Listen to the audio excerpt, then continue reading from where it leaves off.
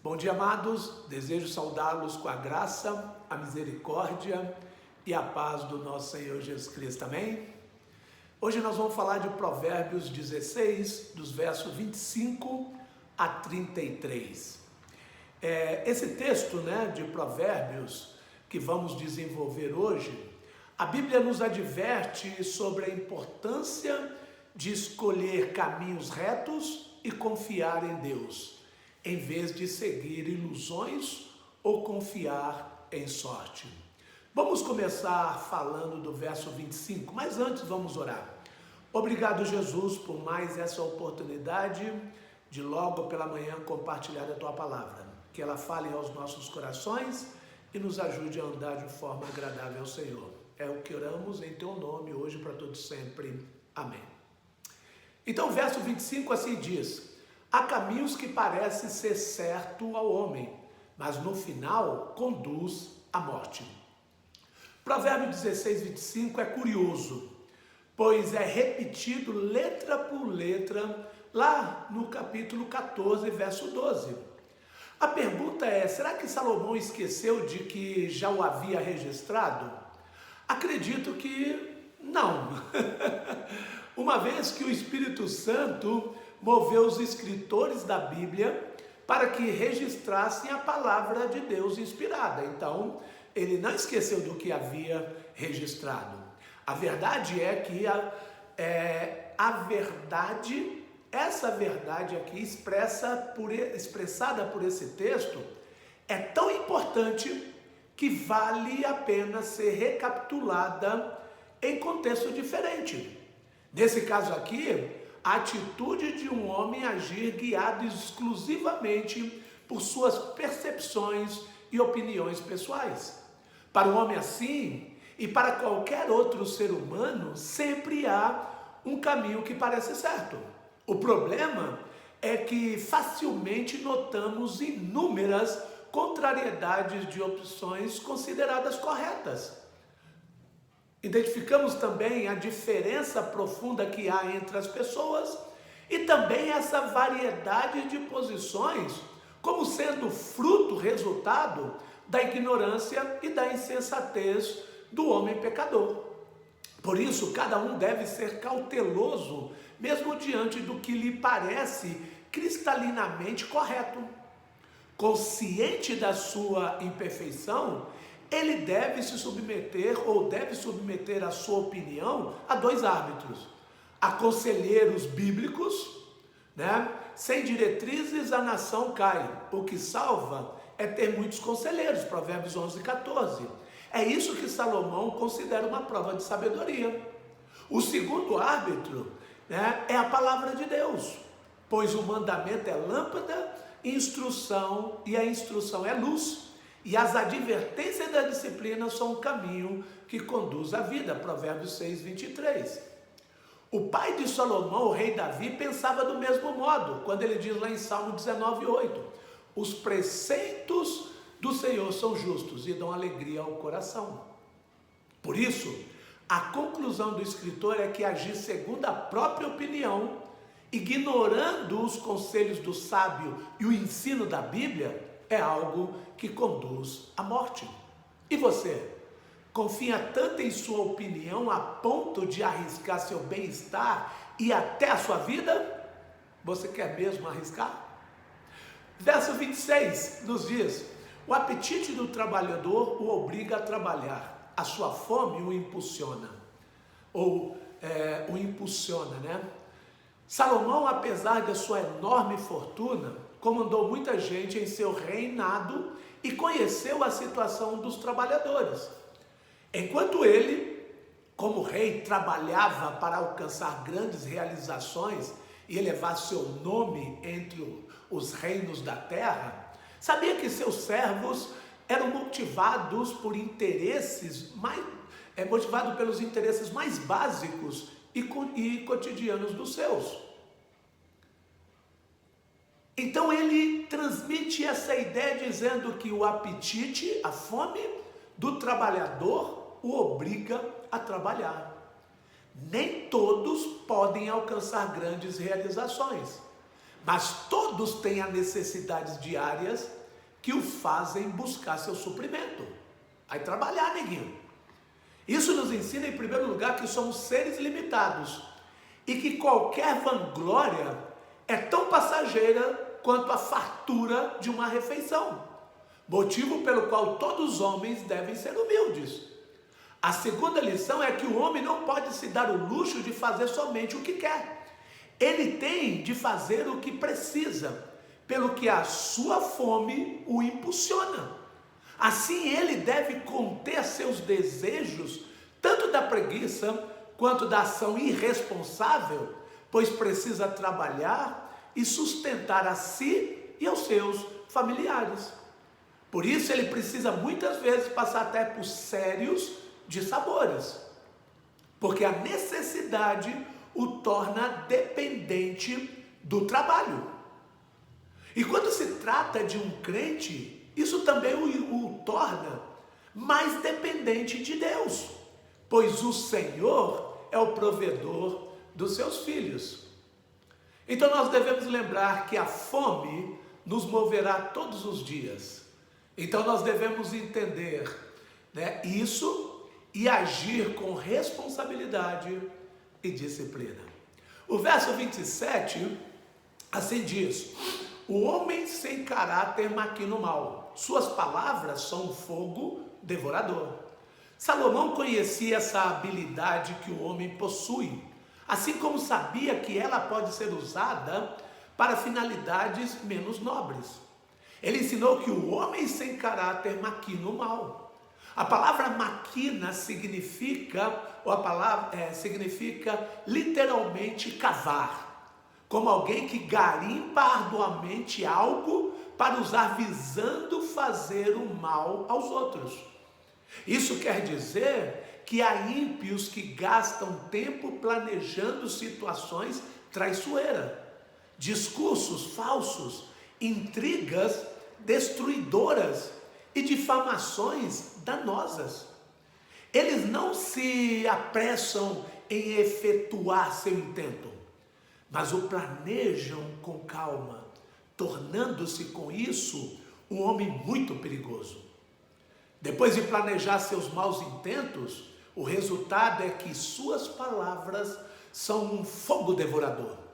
Por isso é muito perigoso dar ouvidos a gente assim, sem levar em conta suas intenções.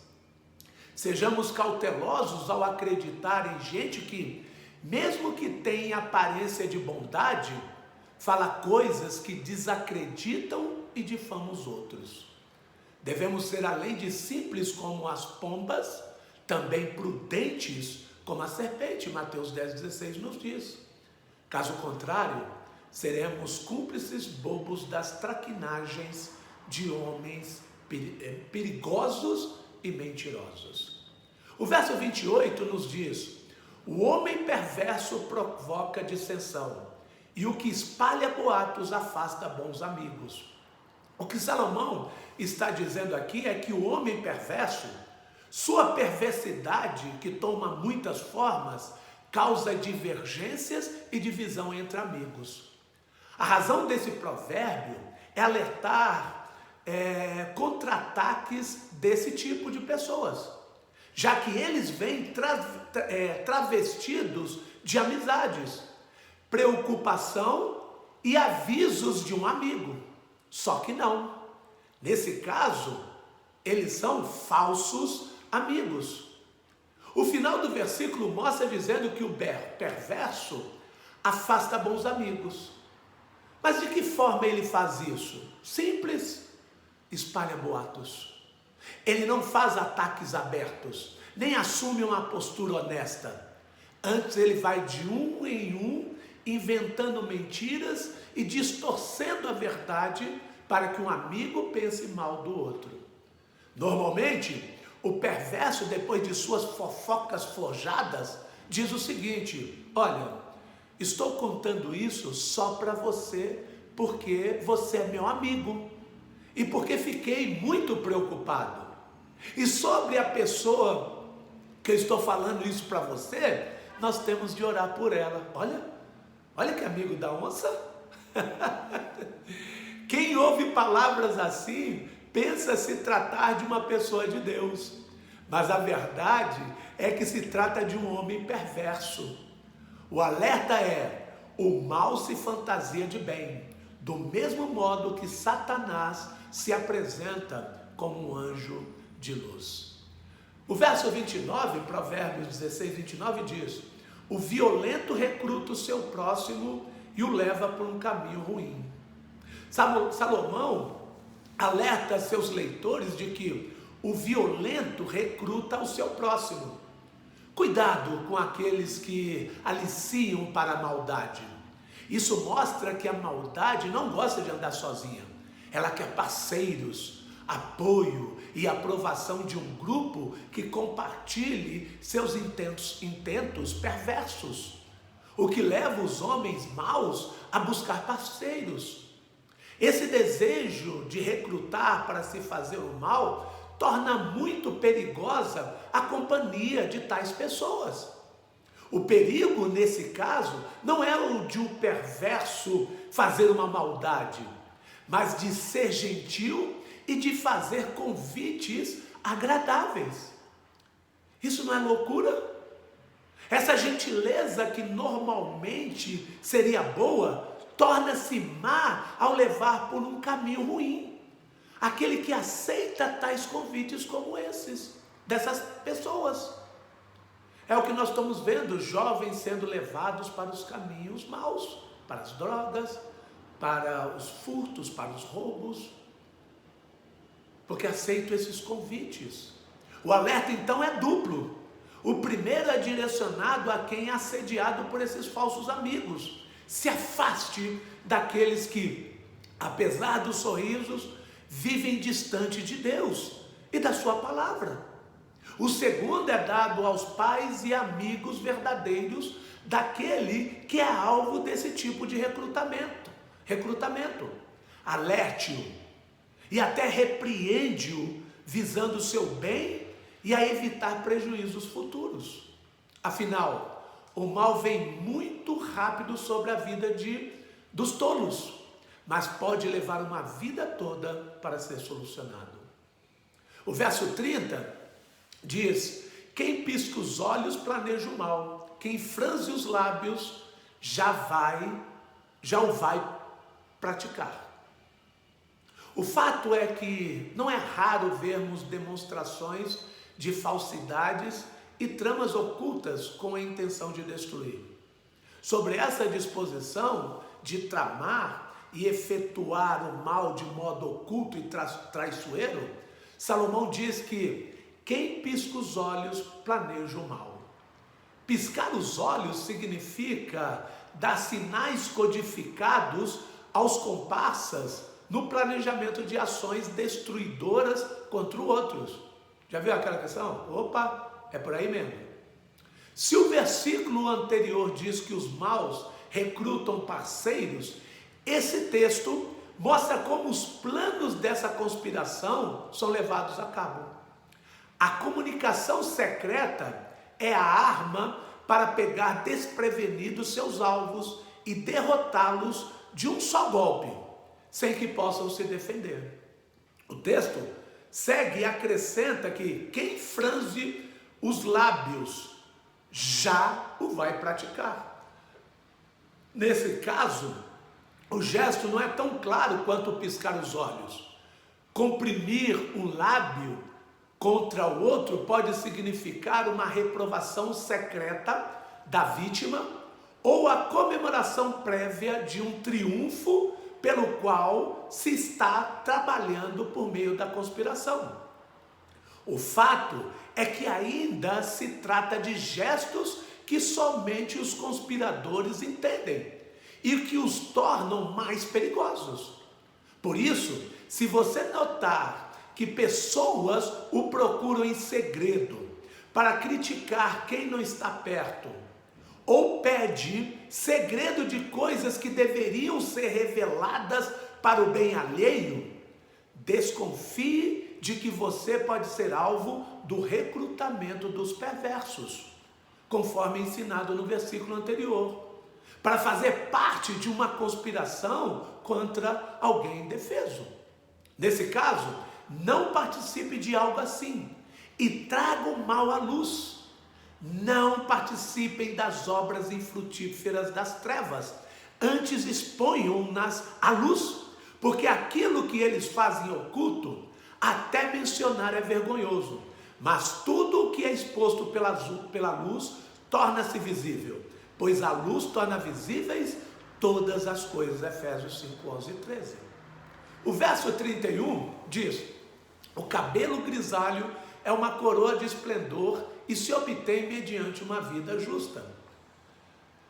Salomão, que conhecia bem a sabedoria, sabia o valor da idade no servo de Deus como fonte de aprendizado e de sujeição ao Senhor. Assim, os cabelos grisalhos, como resultado de uma longa vida, são muito significativos para o escritor. Em primeiro lugar, ele aponta o valor físico dos cabelos grisalhos, vida longa. Ele escreve que o cabelo grisalho é uma coroa de esplendor. Diferente da visão moderna sobre a velhice, Salomão vê a idade como uma coroa, ou seja, um prêmio. Isso significa que o idoso viveu de modo sábio o suficiente para andar longe dos perigos que poderiam levar de um golpe a sua vida ou encurtá-la aos poucos. A sabedoria alonga a vida do sábio. Em segundo lugar, o escritor aponta o valor simbólico dos cabelos grisalhos, sabedoria e respeito. Ele diz que o cabelo grisalho se obtém mediante uma vida justa. Essa vida, além de manter o sábio fora de encrencas, faz com que ele receba crédito por ela. Desse modo, ele tanto usufrui em si a sabedoria, obtida com o tempo de aprendizado da palavra de Deus, como do respeito, que isso produz nos outros em relação ao seu modo justo de viver. Por isso, o servo de Deus tem o dever duplo de aproveitar ao máximo o seu tempo, sabendo que sem sujeição ao Senhor, o tempo não faz homens sábios, mas faz homens velhos. O aprendizado das Escrituras, a fé em Cristo e a obediência à palavra é que torna aqueles que servem seu Salvador sábios. É uma longa jornada, mas a quem a trilha receberá ao final mais do que cabelos brancos, receberá a coroa da vida. Quando se manifestar o Supremo Pastor, vocês receberão a imperecível coroa da glória. É isso que nos está reservado. Que possamos continuar nessa jornada com graça. O verso 32 diz: melhor é o homem paciente do que o guerreiro, mas vale controlar o seu espírito do que conquistar uma cidade. Salomão podia ensinar algo nesse sentido, pois a sua experiência pessoal o favorecia. Ele dirigiu o período mais glorioso da nação israelita, não por meio da guerra, mas da paz. Seu pai havia feito guerras que criaram um pequeno império para Israel governar. Salomão herdou esse império e usufruiu em meio à paz, do poder que a guerra lhe concedeu. A guerra sempre teve lugar na história dos reinos e impérios, mas os maiores avanços e lucros foram obtidos por homens controlados que resolveram grandes problemas com conversas e paciência, em vez de fazer o seu povo sangrar. Essa lição é inegável, mas ela serve de ponte para uma lição ainda maior. Mais vale controlar o seu espírito do que conquistar uma cidade. Se controlar outra nação, seja por paz ou por guerra, já era uma coisa grandiosa, controlar o próprio espírito era uma conquista ainda maior. É como se dissesse que é fácil conquistar um país, mas muito difícil controlar os impulsos e desejos. A lição é sobre domínio próprio. A motivação para se dominar é que o homem descontrolado acaba sendo controlado por Deus. o que nem sempre se dá de modo indolor. No final, Tiago é um parceiro muito ali, firme com Salomão para ensinar essa verdade tão importante para quem teme ao Senhor, de paciência. Ele diz lá: meus amados irmãos, tenham isto em mente, sejam todos prontos para ouvir, tardios para falar e tardios para irar-se, pois a ira do homem não produz a justiça de Deus. Tiago 1:19-20. Então, ainda quer brigar? O verso 33, encerrando, diz: a sorte é lançada no colo, mas a decisão vem do Senhor. A ideia de sorte como detentora dos rumos dos acontecimentos é e sempre foi comum na mente das pessoas. E a palavra de Deus está com muitas ilustrações a respeito disso. Por isso que Salomão diz que a sorte é lançada no colo. É a imagem de pedras ou alguma espécie de dados sendo arremessado ao acaso no colo de alguém, a fim de, dependendo do resultado, definir os rumos e as escolhas das pessoas. Nós temos alguns exemplos na Bíblia, como a conquista da terra pelos israelitas, né? E na escolha dos discípulos de Jesus, que deveria tomar o lugar de Judas Iscariotes. A pergunta é: que tipo de homem insensato tomaria decisões tão importantes por meio de pedras lançadas ao acaso? Nesses casos que eu falei aí da Bíblia, eles não eram insensatos como podem parecer, pois Deus mesmo deu a eles esse recurso de consulta da sua vontade, já que eles não tinham a mesma quantidade de revelação que temos atualmente registrada nas Escrituras. Por isso o escritor completa a sua ideia dizendo: a decisão vem do Senhor, ou seja, que as pedras eram lançadas, mas Deus as fazia cair como Ele queria. Hoje não temos mais pedras de lançar sortes, mas o Senhor ainda é soberano para guiar os acontecimentos ao nosso redor. Por essa mesma razão, o servo de Cristo deve orar antes de cada decisão, além de consultar as Escrituras e buscar conselho com homens de Deus. De modo algum, pode seguir um rumo que a Bíblia proíbe, e não pode se sentir independente do Senhor para agir. Se Deus pode controlar de que lado cai uma pedra, pode controlar tudo que existe. Isso é tão sério que, se você tomar a decisão de desobedecê-lo, também pode temerosamente dizer que a sorte está lançada. Que Deus vos abençoe e que nós possamos seguir os conselhos da sua palavra. Obrigado, Jesus, por essas verdades que o Senhor falou aos nossos corações, que nós possamos aplicá-las a cada dia ao nosso coração, para a honra e glória do Senhor. É o que oramos em nome de Jesus, hoje para todos sempre. Amém. Que Deus os abençoe. Nos vemos no final de semana.